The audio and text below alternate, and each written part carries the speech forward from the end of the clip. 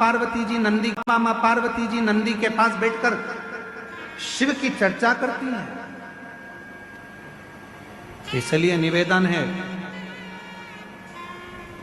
यदि कभी मौका लगे आपकी जिंदगी में, कभी जीवन में अगर ऐसा लगे कि बहुत दुख है, बहुत तकलीफ है, बहुत कष्ट है,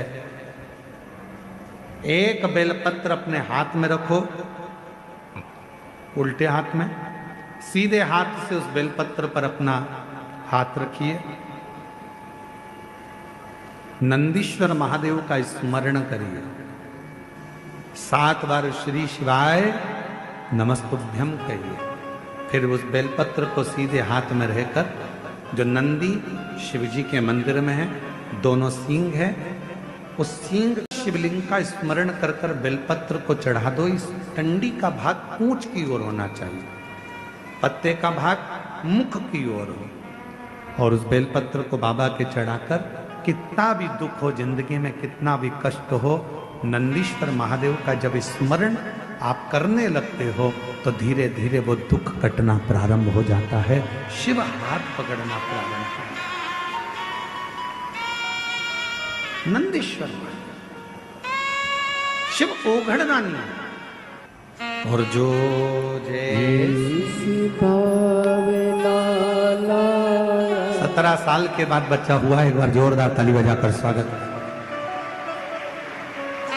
जो जैसी वो वैसा ही फल पाया, नहीं खाली उसे लौटाया, वो मन ही मन हर्षाया, और कर दिया माला माल काशी वाले ने, लुटा दिया भंडार काशी वाले ने, लुटा दिया भंडार काशी वाले ने, कर दिया माला माल काशी वाले।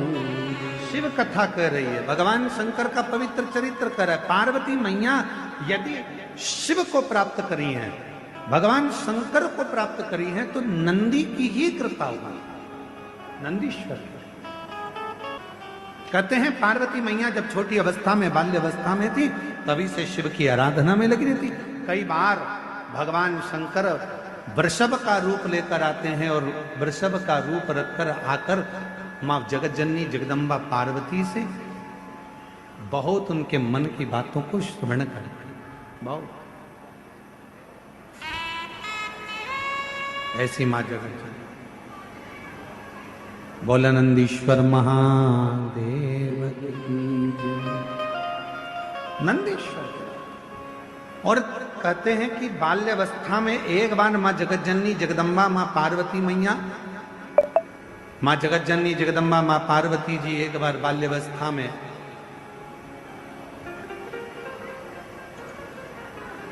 एक छोटे से वृषभ को देखकर, छोटे से नंदी को देखकर मां जगतजननी जगदम्बा अम्बा ने उनसे भी भगवान शंकर से मंगल विवाह की कामना करी, उनसे भी, और मंगल विवाह की कामना करी। महाराज आज वही शिव की आराधना का सुंदर फल आनंद मां जगतजननी को मिला, आनंद मां जगतजननी को मिला। अम्बा ने उनसे भी भगवान शंकर से मंगल विवाह की कामना करी, उनसे भी, और मंगल विवाह की कामना करी। महाराज आज वही शिव की आराधना का सुंदर फल